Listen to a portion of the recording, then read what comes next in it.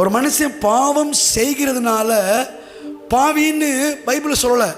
அப்படி ஒரு வேளை பாவம் செய்கிறதுனால தான் பாவின்னு சொல்லுதுன்னா, அப்போ பாவம் செய்யாதவங்கள நீதிமான்னு சொல்லணும். ஆனால் பைபிள் எல்லாத்தையும் பாவின்னு சொல்லுது.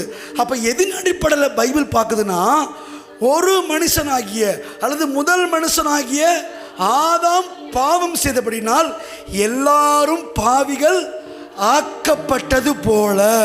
ஹலோ, ஹல்லேலூயா.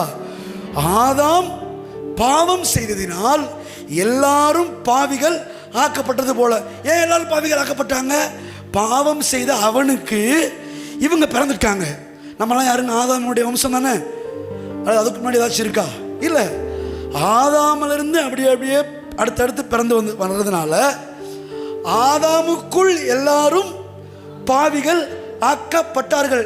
ஏன்னா அவனுக்கு பிறந்தபடினால் இவங்க எந்த பாவமே செய்யாமல் யாருதான் இவங்க, ஆனால் இவங்க பாவி. ஏன்னா ஆதாமுக்கு பிறந்தாங்க. இதை ஒத்துக்கிற இந்த கிறிஸ்தவ சமுதாயம் ஆதாமுக்கு பிறந்ததுனால தான் எந்த பாவமே செய்யாத ஒரு மனுஷன் பாவின்னு ஏற்றுக்கிற இந்த சபை ஒரு மனிதனாகிய இயேசு கிறிஸ்து செய்த நீதி நிமித்தம் அவருக்கு பிறந்த எல்லாருமே எந்த நீதியின் கிரியை செய்யாமல் நீதிமான்களாய் தீர்க்கப்படுகிறார்கள். சபை ஏற்றுக்கிற மாட்டேங்குதுங்க. சபை நீங்க வேணா வெளியே விசாரிச்சு பாருங்க, ஏற்றுக்கவே மாட்டாங்க. அது எப்படி நம்ம எந்த கிரியையும் செய்யாம நீதிமானாக்க முடியும்? ஏற்றுக்கவே மாட்டாங்க.